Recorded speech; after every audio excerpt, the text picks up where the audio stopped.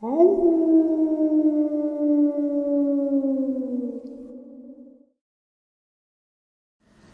greetings and salutations, everyone. I hope everyone is doing well today. Today, I have a subscriber submitted experience that really shook me to the core. I was fortunate enough to talk with this subscriber and his son about a just absolutely shocking encounter that he had in the early 90s. And before we get into it, a couple links. As many of you know, I rely on Patreon, PayPal, channel membership, and the merch to help the channel to continue to grow and go. Links to Patreon, PayPal, and channel membership is in the description below. Merch displayed directly under the video. Also, Dogman, Frightening Encounters, Volume 1 through 3, the audiobook versions. They were written and researched by Tom Lyons, narrated and produced by me, Jeff Nadolny. Those audiobooks are available on Audible, Amazon, and iTunes, links to which are also in the description as well. And finally, last but definitely not least, if you'd really like to help support the channel to continue to grow and go, simply subscribe. It does not cost a cent. Click the like button, takes half a second. If you don't want to miss out on any of the informative uploads I put out daily, click that bell icon. And folks, please leave a comment and share the video. Why? Well, because all of these things really do help the channel to continue to grow and go. And folks, they definitely do matter. Now, everyone, I have taken far too much of your time. Let's jump in to today's upload, shall we? Okay, so I get a lot of emails during the week from subscribers, either asking questions, sharing video clips, and other things, and many sharing their experiences.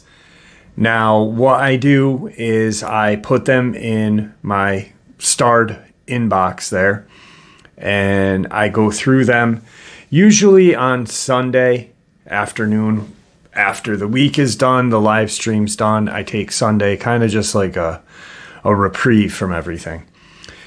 And I was going through them, and I print them out so I can read them easier and save them. I usually put subscriber submitted experiences in a folder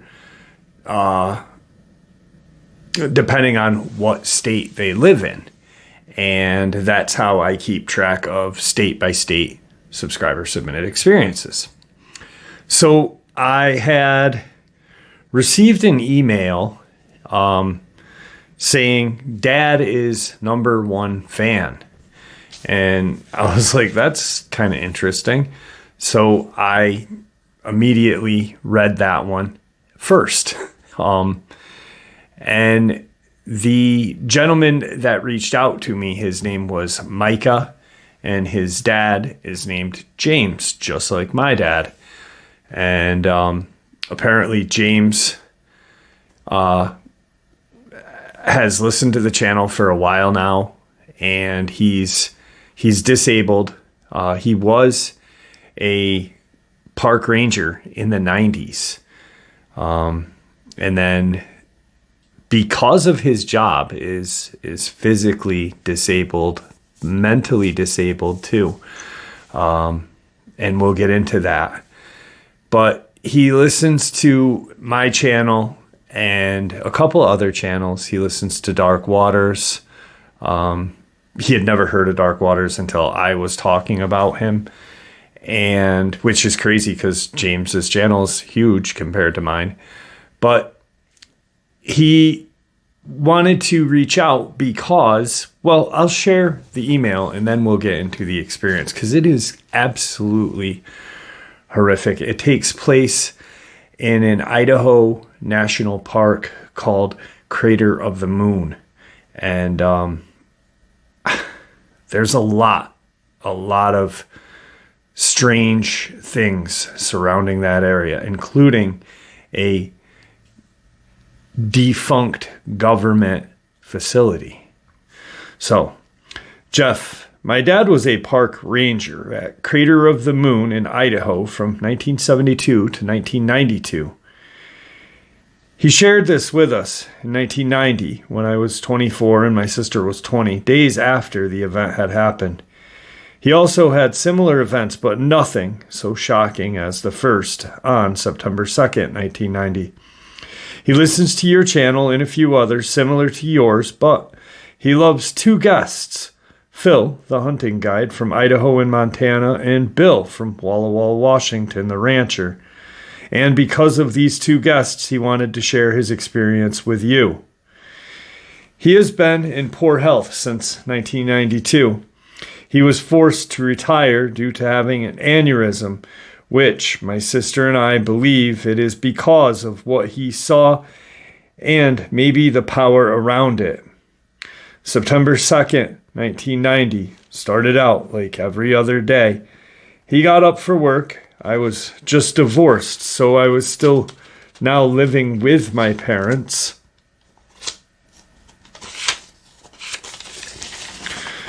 With my folks at the time.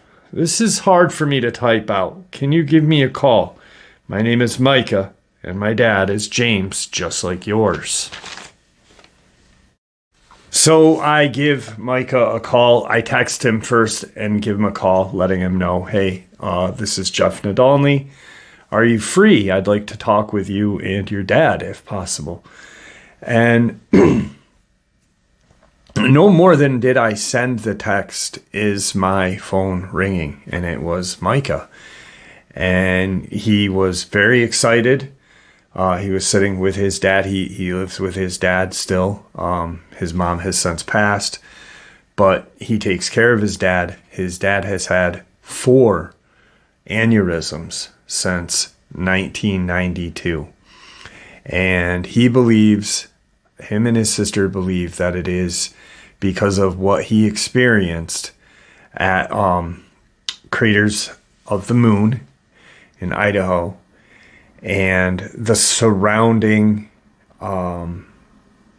facilities in that area. He also thinks that quite possibly the one facility that I'm going to mention has a heck of a lot to do with what his dad saw and what happened to his physicality and such. But I wasn't really familiar with the area, so I'm going to familiarize you guys with the surrounding area and what is there. Craters of the Moon within Idaho is in south central Idaho, midway between Boise and Yellowstone National Park. The lava field reaches southeastward from Pioneer Mountains. Combined USA Highway 20, 26, and 93 cuts through the northwestern part of the monument and provides access to it. However, the rugged landscape of the monument itself remains remote and undeveloped, with only one paved road across the northern end. So it is not like any other national parks where you can just drive through. You have to get out of your vehicle. You have to go hiking. There is over 700 cave/lava tubes that are in this area, and the majority of them are not allowed access, public access. The Crater of the Moon lava field spreads 618 square miles and is the largest, mostly Holocene-aged lava field in the United States, minus Hawaii. The monument and preserve contain more than 25 volcanic cones, including outstanding examples of splatter cones. The 60 distinct lava flows from that form the Craters of the Moon lava field range in ages from 15,000 to 2,000 years in age. The King's Bowl and Wapi lava fields both are about 2,200 years old and are part of the preserve. The lava field is the largest of several lava beds of lava that erupted from 53-mile southeast to northwest trending Great Rift volcanic zone, a line of weakness in the Earth's crust. Together, the fields from other fissures, they make up lava beds in Idaho, which in most turn are in the much larger Snake River Plain volcano province. The Great Rift extends across the entire Snake River Plain. Elevation is 5,910 feet above sea level. And I've got some other just basic information, but like rain and stuff. Now, so we are dealing with I believe that caldera, I was looking at a map, that caldera could be connected to the Yellowstone caldera. It's quite possible. If you look at a map to where this is and where it extends into, it's pretty incredible. Now, the government has a really strange or puts really strange and deadly things near our national parks. And we often wonder why we have so many missing people there. Well, I really am starting to think that it's our government and what they do with experimentation and things they shouldn't. Now, roughly, there's a location, a decommissioned research reactor called EBR-1, or Experimental Breeder Reactor. Now, this map right here, EBR-1 is here. The craters of the moon is here. That is the only route to get to it via road. But, I mean, the toxins and stuff.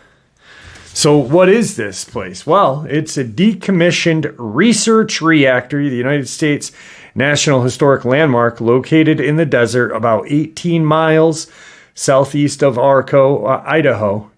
It is the world's first breeder reactor. At 1:50 p.m. on December 20th, 1951, it became one of the world's first electricity-generating nuclear power plants when it produced sufficient electricity to illuminate 4 200-watt light bulbs. EBR-1 generated sufficient electricity to power its building and continued to be used for experimental purposes until it was decommissioned in 1964. The museum is open for visitors from late May up until September. He had his incident occurred in September 2nd, which is strange.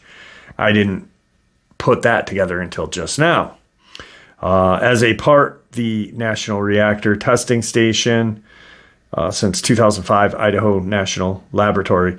EBR-1's construction started in 1949. The reactor was designed and constructed by a team led by Walter Zinn at the Argonne National Laboratory, Idaho site. In its earlier stages, was referred to as Chicago Pile 4 or CP4, and Zinn's Infernal Pile.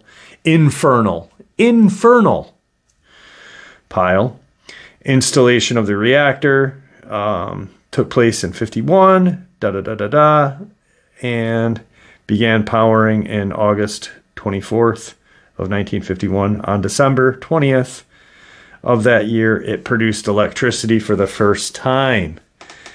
And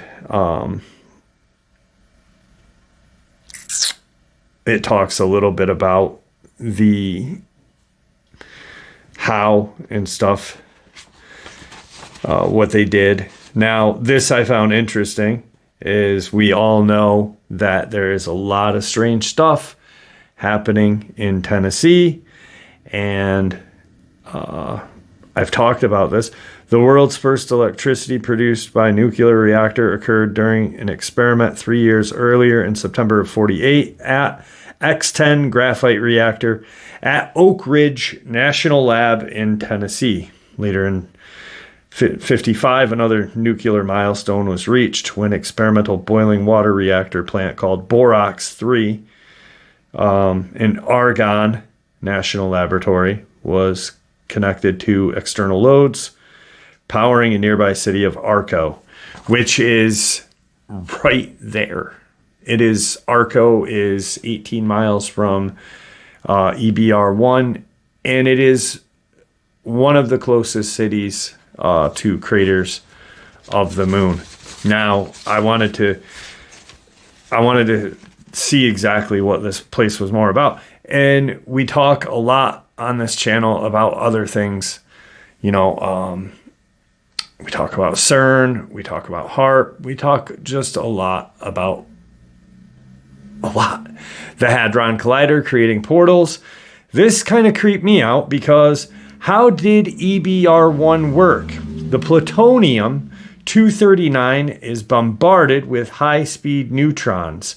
When the plutonium nucleus absorbs one such free neutron, it splits into two fission fragments. This fission releases heat as well as the neutrons, which in turn split other plutonium nuclei, freeing still more neutrons. So they are just slamming this plutonium with high-speed neutrons. Sounds pretty much similar to what they're doing at the Hadron Collider, just slamming dangerous things that humans shouldn't be playing with and creating things that we shouldn't, or not even creating, opening things that we shouldn't even be looking or messing with. Anyway, I just wanted to give you a kind of what this area is about. So now you can see there's an old volcanic activity. 2,000 years ago, some of the first settlers in this country, Native American, whatever, probably stumbled upon an active lava field. It's pretty insane. And then you've got this really dangerous nuclear reactor, breeding reactor. So now that you're familiar with the area, and Micah kind of introduced himself to me, I was able to speak with James very briefly. Like I said, he has had 4 brain aneurysms. It affects his speech quite a bit and his mobility. He does walk, but with a lot of difficulty. But what I was able to talk with him, or what I got from him, was he was a really nice guy. So September 2nd, he is on duty, and it's a normal day like any other day. There had been some scientific people in that area dealing with a lot of the bats that were using these lava tubes and caves as homes. And supposedly that's one of the big reasons why these caves are not accessible to the public right now. Now, he had probably noticed that there were almost 100 people at the monument that day total, in the sign in and out sheets. Now he started to go and do his patrols. He is approached by 2 hikers that were hiking by the North Crater, south of the Paisley Cone. And what they saw from a distance, what they told him, we saw two wolves, but they were acting very strange. They seemed to be upright. They almost looked like werewolves.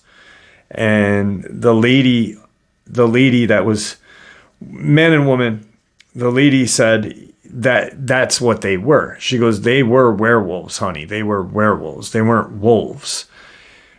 James kind of says, okay, we don't really have any wolves in this area, to my knowledge, and they don't really move bipedally. I'm going to go check it out. So he starts to make his way there, and he gets to this section. He gets past the Paisley Cone, and there's some place called the Natural Bridge. He's almost by there, and there's a tunnel, a lava tube tunnel. It's pretty deep and large in diameter. It's a large kind of, not cave, because you can go right through it. He sees these two wolves that he's looking at them from a distance, and he can see that they are now quadruped. They are not bipedal, but they are running towards this Indian tunnel, and that's the name of this lava tube. And it is accessible to the public still to this day, which is freaking scary. Now, he starts to walk that way a little bit. He is armed with, he has a Ruger Security 6, which is chambered in .357. He's making his way there, and as he gets about 50 to 75 feet away, he watches these things enter, and he's like, are they going to the other side? All of a sudden, he hears this kind of rumble, feels this rumble, hears this rumble. It was like a really loud thunder, but he could feel the ground kind of move, almost like an earthquake. And he's looking around, and he looks back in the tube, and he sees this bluish white light kind of erupt from the middle of this Indian tunnel, where these dogmen had just entered. And within a second, it's over. The light is over, the noise is over, and he looks, and they're not there. And he's like, what the hell? They were just there. I know they were just there. What the hell was that light? What the hell is that noise? Now, think about what I was just talking about with EBR1. So he's now freaked out. He's not thinking about EBR1 or any kind of government facility in the area. He's like, what the hell just happened? There's been numerous UFO reports and other kind of strange anomalies in the area, but nothing like what he just witnessed. James starts to walk into this tunnel, and it's old lava, just an old lava tube, desert. It's desert area. There's shrubbery and not like a forest. He walks into the tunnel, and he's looking around. He's got his flashlight with him. He's got his hand on his revolver, and he doesn't see anything. He can't see any footprints, because there's not going to be, because it's lava. It's, old dried lava, pretty much almost obsidian. It's jet black. So he gets to the middle. He's looking on the sides, doesn't see anything, and he gets to the other side, and he's now in the open. He's in the open air. So he's just looking around like, where the hell did these things go? Now he's got some sand and like silica or whatever it's called on the ground. He's looking for prints. He can't see any prints. There's not even human prints there. So he's like, no one had been through here. Those things didn't go through here. What the hell was that light? What the hell are those things? What was that noise that I just heard? And he's turning, looking. Probably no more than 2 to 3 minutes does that same rumbling noise occur. And then he's looking around and he looks back into the cave, because when he heard that rumble, he knew instinctively, and what he just witnessed, look in the cave, I'm not going in there. He started to back away from the cave out of instinct. You know, you see 2 dogmen walk in, you hear a rumble and a bluish white light, and now they're gone. And now that rumbling's coming back. What do you think's coming out? The dogmen? That's what he's thinking. So he's backing up. As he backs up, he stops and he starts to notice that something is coming out of that bluish white light. Within the next 30 to 45 seconds, he sees a humanoid figure walking out of that light. It is still in the middle of the Indian tunnel. He's standing in daylight, probably 30, 40 feet away from the entrance of the tunnel. And he's watching this figure another 30 feet, 40 feet. So he's a good 80 to 100 feet away from it. And he sees this human figure walk out of this bluish white light. And he's like, what the hell is going on? He's at first thought it was going to be these 2 dogmen that he had just seen disappear in front of him with like 10 minutes. He describes this man as wearing some kind of like almost like a loincloth. It resembled shorts, but kind of like a loincloth. He had some kind of shirt thing that was like similar to a tank top, but made out of what looked to be animal hide or leather. And at first glance, he's thinking this thing is his size. But as he's staring at it, and this thing is now staring at him, and James has his hand on his Ruger Security 6 ready in case this thing comes out and charges him, because he realizes, holy shit, this thing is got to be somewhere between 10 and 12 feet. And he's looking using different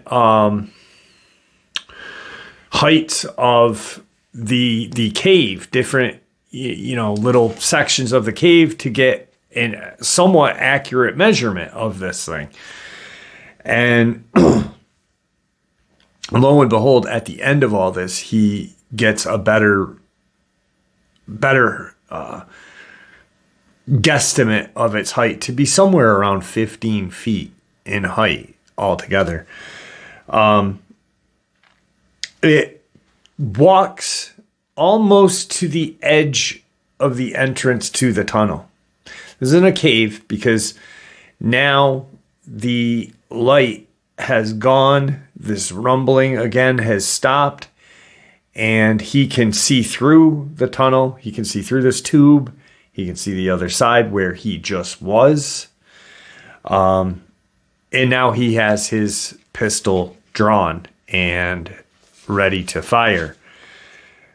But he's waiting for this thing to charge him, because he doesn't want to shoot a human because in his mind, he's thinking, this is a human. How do I go about shooting this thing, while it's this far away from me? It's still 40 feet away from me. It's standing at the edge of the thing. It throws this kind of like rock device at him. It's not a rock, and it's not just like, it's actually like a sharpened tool. And this giant, I guess you'd call it, has this kind of like leather, like slingshot thing, and he just launches it at James, and it hits the side of where he's at, this like lava structure thing, and smashes. That's when he's being attacked. He's like, holy shit, that just smashed this cone, this tube of, old lava that you can't smash. Like, I couldn't smash it. He couldn't smash it. The force to smash this, it's almost obsidian. That's where obsidian comes from, is massive amounts of pressure, volcanic glass. And it just, whatever he threw just shatters both the tool or weapon and this lava tube thing. He shoots 2 rounds, 357, 40 feet away. He sees one shot hit this giant in the stomach area, and he missed the other shot. He said, he was trembling.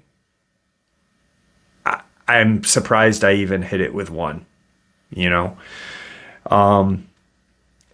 shooting a 357 40 feet accurately under that kind of conditions is not easy. It's easier said than done. And I'm sure there's going to be those gun guys. I shoot that every day. Brad, who I know shoots on a daily basis or semi-daily basis, he even talked to me about how difficult it is under conditions to fire a 357 accurately, especially at a distance.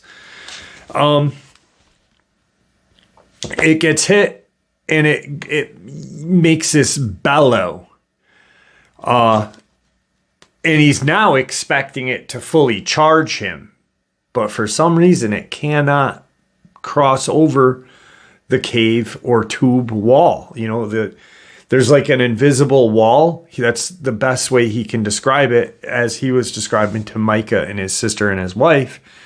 Because after this, on September 3rd, he never told a coworker or anyone else about this experience. He kept it to himself, his kids, and his wife. That's it. Seconds later, there's this rumbling noise, and this blue white light erupts, and this giant kind of steps back and is staring at him.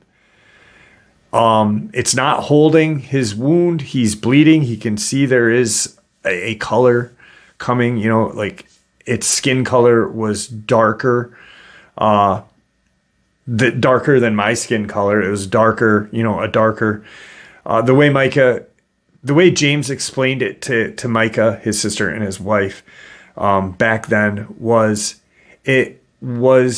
its skin was dark skinned like a Native American, not like a black man, but darker than a Caucasian. It just turns and walks into this light and is gone. Just the light vanishes, the rumbling stops. He's sitting there, catching his breath, trying to figure out, he's got to walk ahead of him because there's no roads through this park. There's like roads that you walk. it's not like I said, it's not like Yellowstone where you got the trucks and you're driving and, you know, the park rangers there really have a different kind of job. Like camping is, there's no open fires, and such. So he knows now he's got about a 45-minute to an hour walk back to where his vehicle is parked, back to where somewhat of a civilized area is. And he now knows that he is not getting back. He sat outside of this cave for a half an hour, trying to go over what he just saw. And now he's like, it's getting dark. I can either go around this tube and, you know, have a 2.5 hour walk back to my truck, or I can go through Indian Tunnel again and shave almost 2 hours off, because he's got to go up the mountain up, and it's going to be a dangerous hike back the way he'd have to avoid going through the tunnel. He goes through the tunnel, and as he's walking through, he starts to look at where this thing was. He's very, very scared, just, you know, emotionally drained, and hand on his revolver. It's probably out. I mean, it'd be out for me. But he's looking and he sees this one ridge to where he remembered this giant to be standing next to. And the ridge where it was, he stood next to it. Him being an average height, 5'11", 6 foot, put his arm up, and his arm extends, what, 1.5 feet, 2 feet? So that'd bring it about 8 feet. And he knew that there was another 7 feet above that to where his head would have been. That's when he realized, holy shit, this thing was not a human. It was not anything that, you know, is supposed to exist on Earth as we know it. Native Americans in the area and, you know, Montana, Idaho, Nevada, New Mexico all talk about giants ranging in between 12 to 15 feet in height. Sometimes, I believe, I think in Iowa or Ohio, there was like an 18-foot skeleton of a giant found. I know there's been some in eastern or western New York too, ranging around that same 15-foot mark. So he gets out of the tunnel, nothing happens, and he goes home. He shares with his wife first, and Micah is living with his mom and dad, just freshly divorced.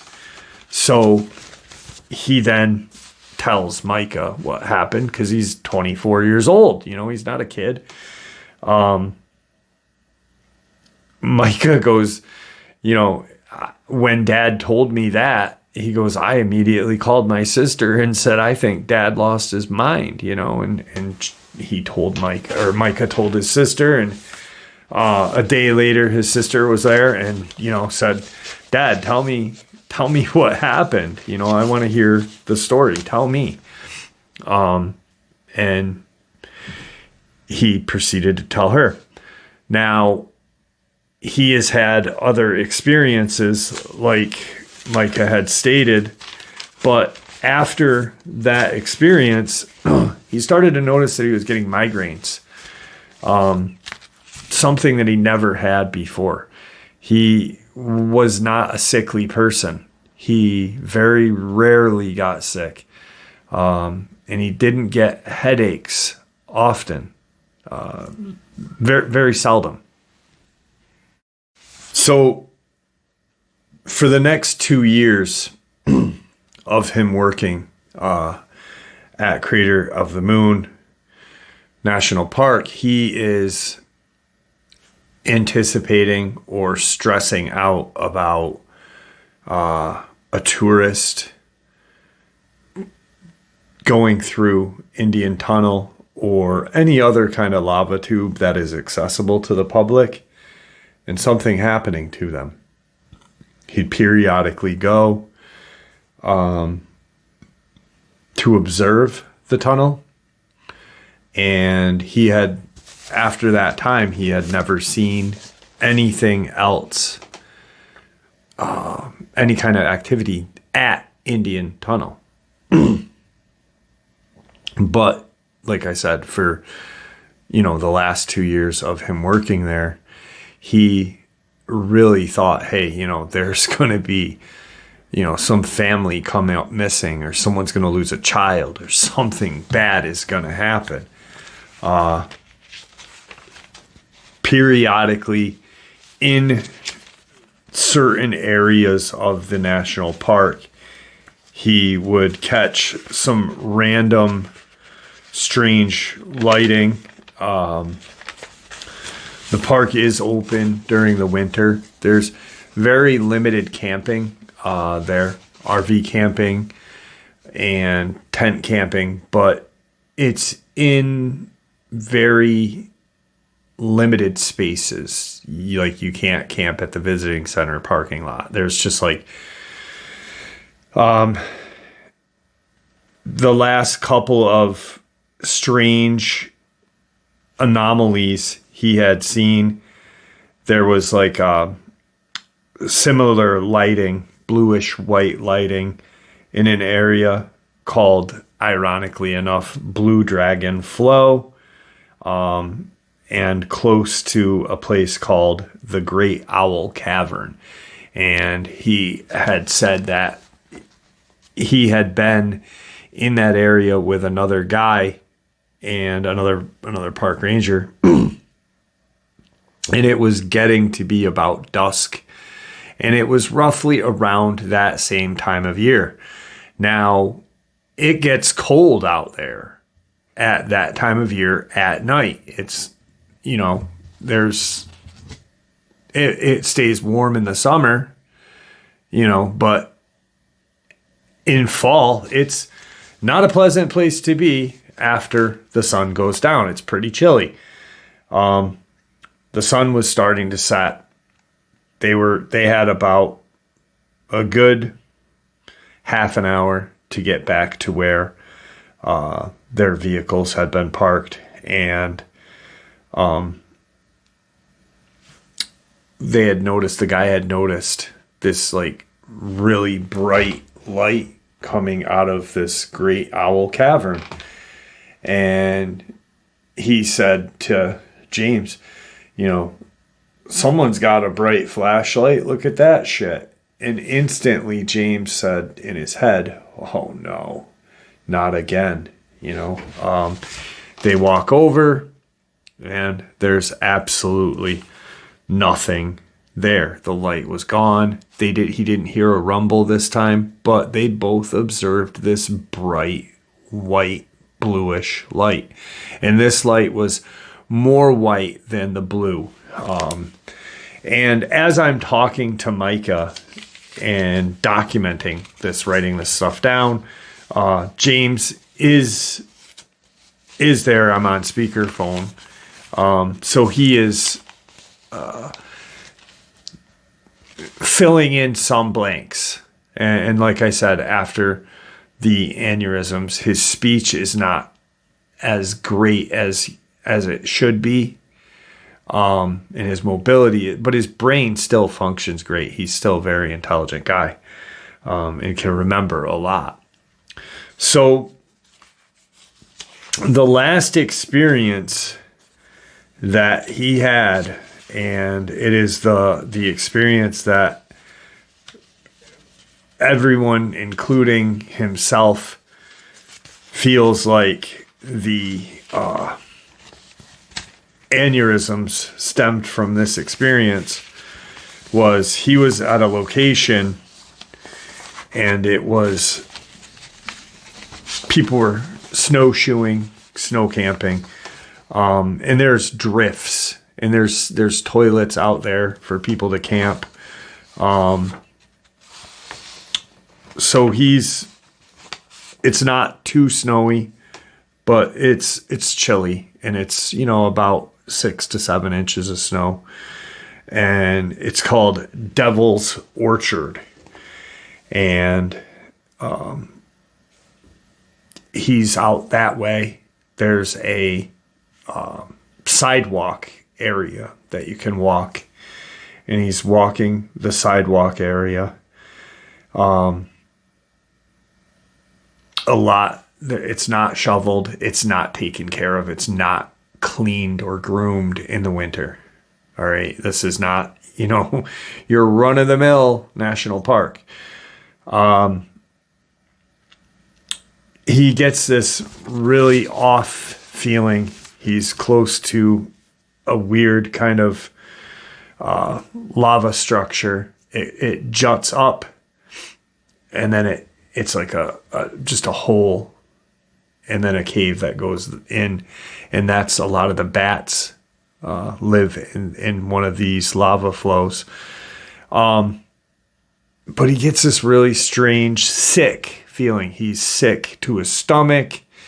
He's just got this like, God, I don't feel, something's not right. And he's just finishing his rounds, and he happens to look over, and there's another kind of vaulted area so you have that one tube that sticks up. It's huge. I mean, it's huge. You could stand on the top and look in, and you can see where the cave goes down in like that. So you'd be at the top here, and you'd look, it goes in, and it goes that way, and that's all cave. There's another opening that kind of juts like this, and that connects to that area via lava tubes.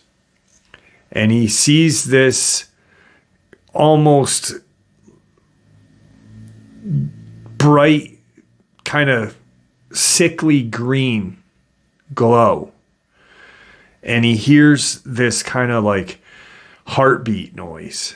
The best way James described it, Micah said it was kind of like a heartbeat, kind of like a thumping. And James, agreed, yeah, like a thumping.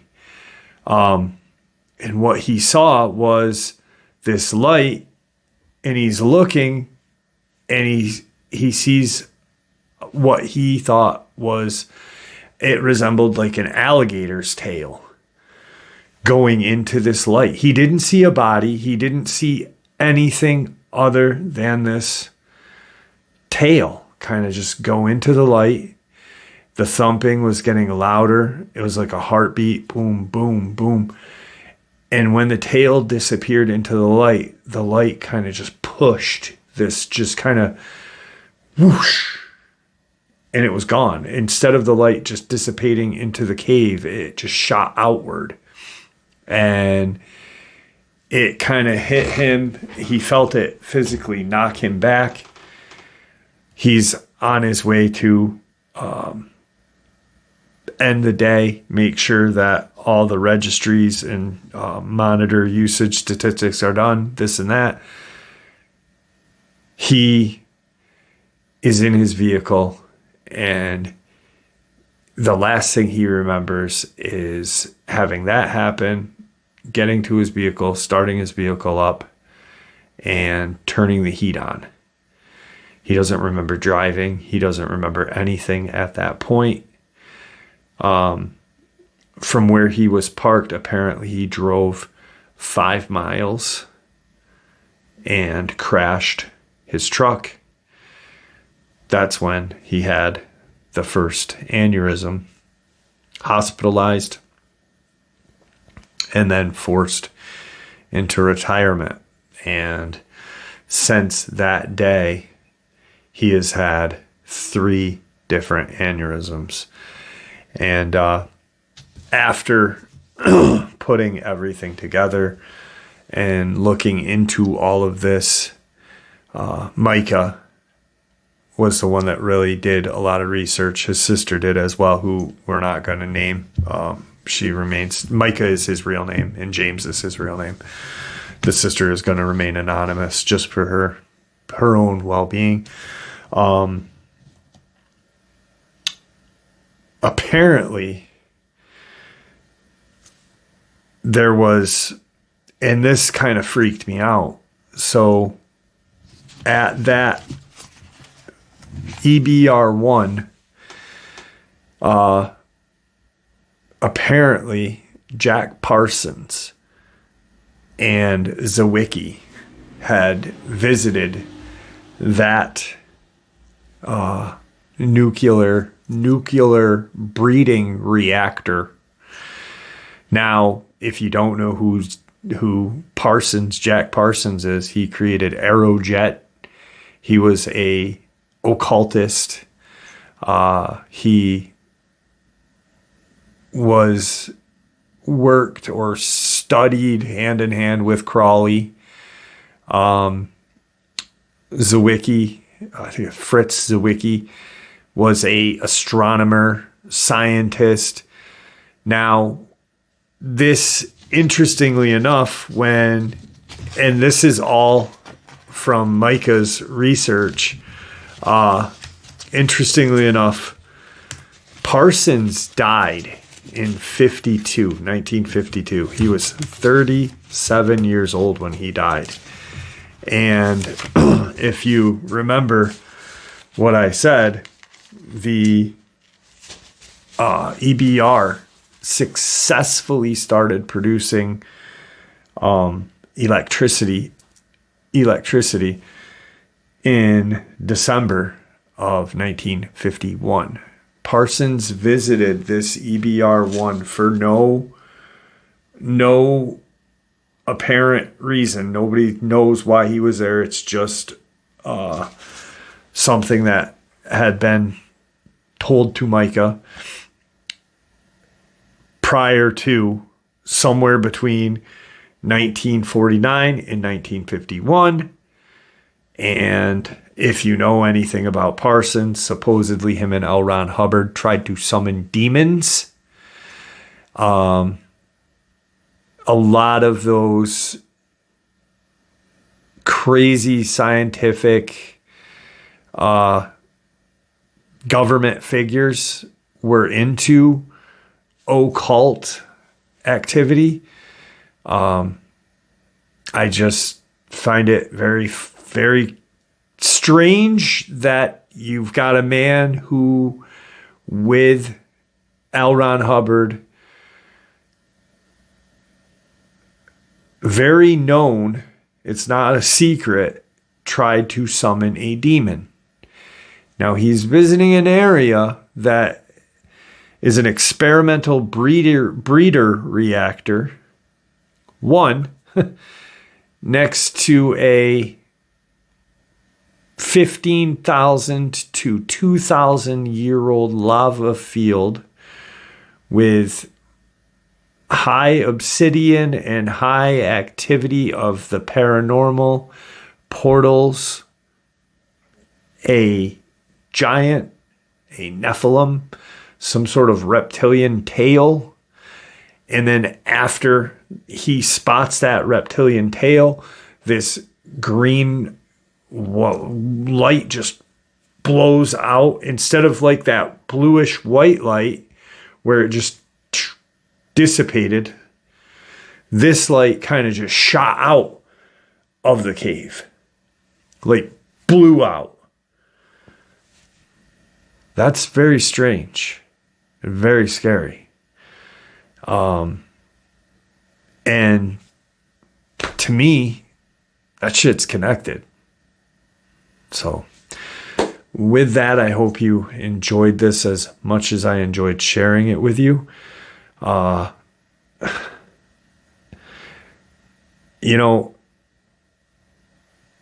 After I talked with Micah, I started to go through some older books that I have, and Pups 7, and Elizabeth Sisney, both had blessed me with some amazing books. Well, Pups gave me a bunch of Commander X, which is Bill Cooper books, and Elizabeth hit me off with some Stephen Quayle and some other really great books. But a lot of what James went through is so similar to things that I have read. But at the end of it all, your dad is near, he survived 4 aneurysms, which is a miracle in itself. But at the end, after he's retired and he's safe at home and this and that, you find out that freaking Jack Parsons was at that EBR1. That's how evil our government is. They are aware of these giants. They are aware of the Dogmen. They are aware of the reptilian. That last thing that he saw was probably a Draco. And some sort of just like, maybe that green light was this whatever shuttle exhaust or whatever the hell he got hit with caused this damage to his brain. It's just, his wife ended up dying of cancer, and she was healthy prior to. So what was he exposed to, And strangely enough, I did a little more research into this area. Even though these lava tubes and such, I had read this when I was trying to get the information about the park to share with you guys. Even though they are not active, there is still hazardous air chemicals that are released. And of course, there are some areas that say, while craters of the moon lies in one of the country's cleanest air regions, many visitors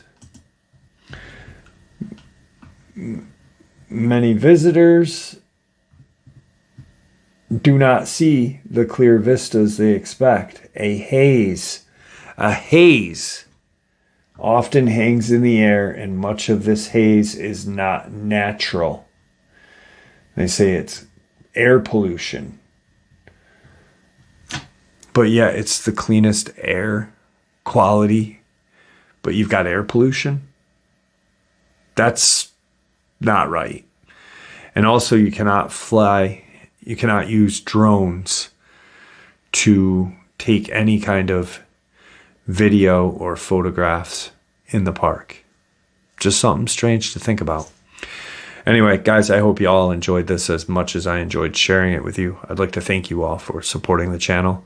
It is, after all, your support that keeps the channel growing and going, and what gives people like us and Micah and his dad James a place to share their experiences and theories judgment-free, just simply treated with the respect we all deserve. Everyone, please stay safe, happy, healthy, and ever vigilant, keeping an eye on our children, pets, family, and friends. These creatures, these events are real. They happen. It is out there and dangerous. Share this information with the people you love and care about, and it may just help save their lives someday. Until next time, never stop asking questions, never stop searching for the truth, and God bless.